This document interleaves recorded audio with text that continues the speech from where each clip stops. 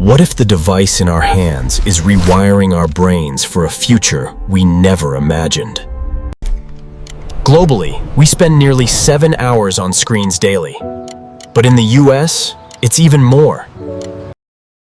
Here in the US, we're the overachievers, clocking in over 7 hours of screen time each day. Experts say a hyperstimulated brain can struggle with focus and emotional regulation. For today's young adults, it's an alarming 7.5 hours a day staring at screens. A staggering 86% of a young adult's screen time is passive watching and playing, crowding out everything else. Confidence is plummeting. Only 35% of Americans now call a college degree very important. The reality? A shocking 52% of college graduates are employed in jobs that don't even require their degree. What if those devices we give our kids aren't just, fun diversions? What if they're actually rewiring their brains, making learning tougher, dialing up anxiety? And what if all that distraction means we're missing chances to intentionally build a better future? Exactly. So today we're doing a deep dive. We're looking at 3 things that seem separate: screen time, student debt, and city growth, specifically urban sprawl. But we think they're connected, deeply connected, actually. Yeah, by this surprising thread. Intentionality. Yeah. How deliberate are we being? Let's unpack it. Where should we start? Let's kick off with what feels like the most immediate shock: screens.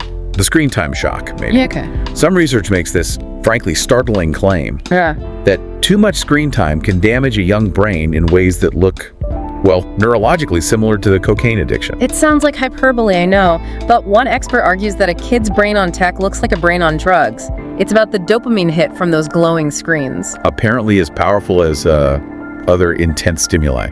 And the scale of this is just huge. It really is. The average US adult, over 7 hours a day on screens. 7 hours. And for kids 8 to 18, it's even higher.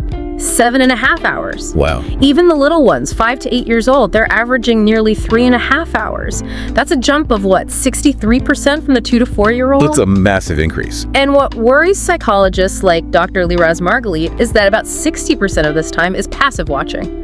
TV, videos. Just consuming. Right, which she argues weakens those cognitive muscles.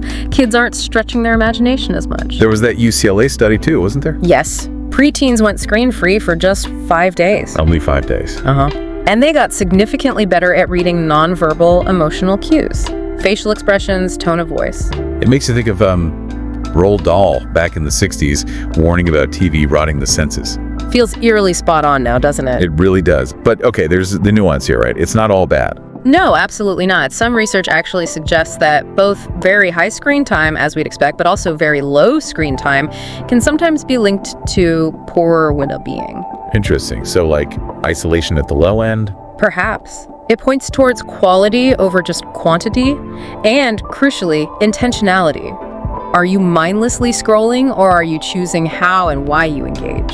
I like Anya Kamenetz's rule for this. Oh yeah, what's that? Enjoy screens. Not too much. Mostly with others. Simple, but covers a lot. That's good. Practical. So if we're talking about intentionality with kids' brains, what about the big choices later on, like college, the so-called golden ticket? Ah, yes, the college gamble, as some might call it now. Well, the perception of its importance has definitely shifted. It's at a 15-year low. Only 35% of Americans now call it very important. Which is a huge drop from 75% back in 2010. And the debt. Oh boy, over $1.7 trillion in student loans now. Trillion. It's astronomical. And you hear critics like Charlie Kirk, for instance, calling the 4-year degree a federally sponsored scam. Strong words. What's the argument there? Well, that taxpayer-backed lending just lets colleges hike prices without consequence, that degrees often don't teach practical skills, and that campuses can sometimes stifle, diverse viewpoints. And there's that stat. Yeah. Something like half of graduates end up in jobs that don't even need their degree. 52%, yeah. It's a stark number. It really makes you question the automatic assumption that college is always the best path. But, okay, let's bring in the counterpoint. Because there is one. economically speaking. Right. The Bureau of Labor Statistics data is pretty clear on this generally. A bachelor's degree holder still earns significantly more, about 59% more, than someone with just a high school diploma. And over a lifetime, that adds up. It does. Roughly $900,000 more in median lifetime earnings for men, about $630,000 for women. Plus, lower unemployment rates, the more education you have. So the economic benefit is definitely there, on average. On average, yes. But averages can hide a lot, can't they?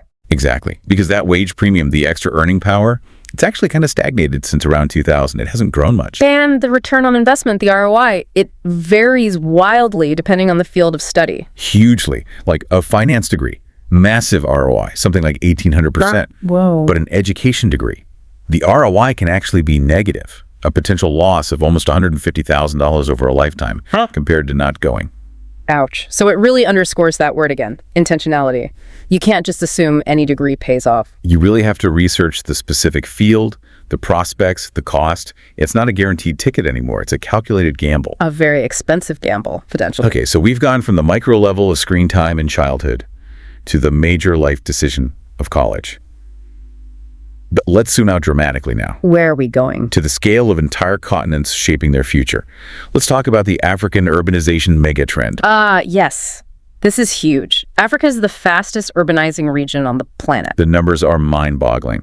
The urban population there is projected to nearly triple by 2050. Going from around 700 million now to potentially 1.4 billion people living in cities. Billion. In cities like Cairo, Kinshasa, Lagos, they're exploding into megacities, easily rivaling established global hubs in population size. And this growth is an economic engine. Urbanization has driven something like 30% of Africa's per capita GDP growth over the last 20 years. How does that work? What's the mechanism? It's what economists call agglomeration economies. Basically, when you cluster people and businesses together, ideas spread faster, services become more efficient, innovation sparks. Makes sense. Proximity matters. But there's a huge downside if it's not managed. Rapid, unplanned growth sprawl leads to massive problems. Like what? Huge infrastructure deficits, roads, power, water, sanitation can't keep up, loss of vital farmland as cities expand, increased pollution and emissions, and, critically, the growth of slums and deepening inequality. It's a double-edged sword. Growth, but also major challenges. Exactly. But here's a really interesting twist in how experts are thinking about this now. Historically, we thought industrialization came first and then people moved to cities for factory jobs, like, the U.S. Rust Belt story. Right. Industry drives urbanization. But in many parts of Africa now, the argument is shifting. Some experts believe urbanization itself, the growth of cities, is actually creating the conditions for future economic development, rather than just being a result of existing industry. So the city growth comes first and pulls the economy along with it. How? It seems counterintuitive, but it goes back to that agglomeration effect and the potential for services, innovation hubs, better infrastructure if planned well. It's about creating the environment. That puts a massive emphasis on planning then. Precisely. It's what Dr. Isa Kirabo-Kasira highlighted. Urbanization is not an accident. It is something that we can think of, plan, lead in the way we want. Intentionality again, but on a massive citywide scale. Exactly. So if we tie all these threads together, the child staring at a screen, the young adult weighing college debt, the future planning of vast cities, what's the link? It seems to be this constant challenge of focus, purpose. I think it's our relationship with intentionality itself. Are we deliberately choosing our path, our focus, how we build our lives and communities, or are we letting things just happen, letting distractions pull us? Feels like a battle for attention almost, for our own agency. It really does. And maybe the answer isn't to retreat from technology or college or cities. Maybe the antidote is more intentionality, more conscious direction of our focus, our energy, our choices. That power of choice. Directing it purposefully. That's perhaps our greatest superpower in navigating this complex future. So that leaves a final thought for you listening. After hearing all this, what's one aspect of your life, big or small, that you might choose to approach with, a bit more intention?